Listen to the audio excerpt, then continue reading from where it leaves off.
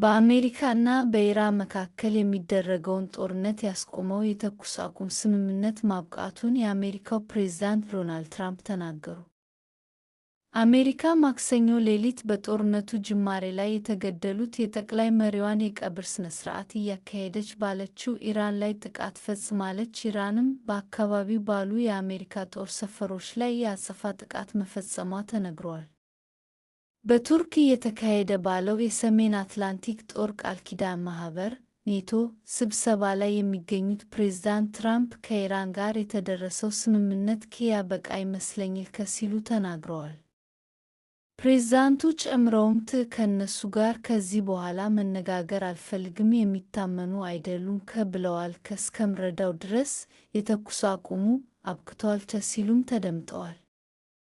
ሁለቱ ወገኖች ሊነጋገሩ እንደሚችሉ ነገር ግን ውጤት የማያስገኝ መሆኑን ገልጸዋል። የሚደረጉ ንግግሮች ጊዜን የሚያባክኑ እንደሆኑ በመጥቀስም የኢራን ባለሥልጣናትን ውሸታም ሲሉ ወርፈዋል።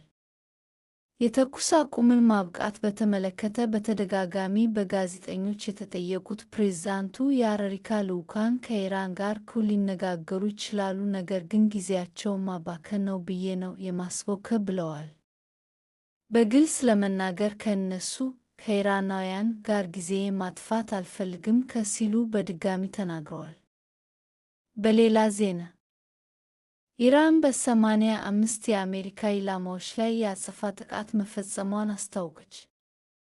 የአሜሪካ ጦር ኢራን ውስጥ በርካታ ኢላማዎች ላይ ጥቃት መፈጸሙን ካስታወቀ በኋላ የኢራን አብዮታዊ ዘብ በቀጣናው የሚገኙ የአሜሪካ ወታደራዊ ተቋማት ላይ የአጸፋ ጥቃት መፈጸሙን ገለጸ።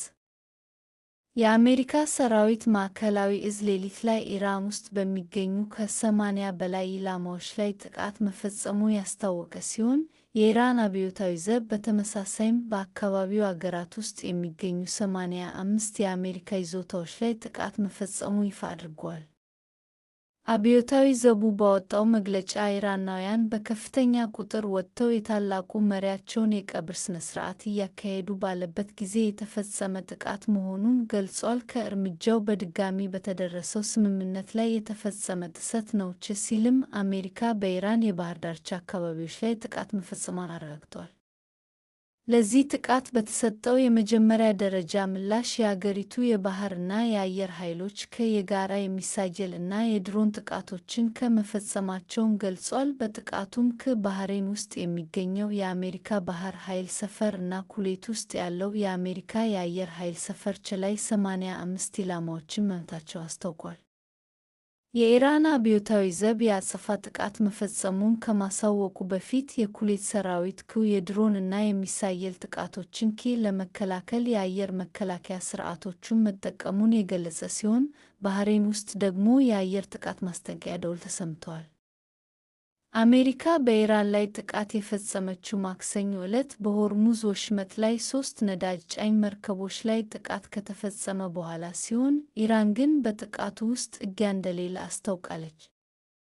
ሳዑዲ አረቢያ፣ ኳታር እና ዩናይትድ ስቴትስ በመርከቦቹ ላይ ለተፈጸመው ጥቃት የኢራን እስላማዊ አብዮታዊ ዘብን ተጠያቂ አድርገዋል።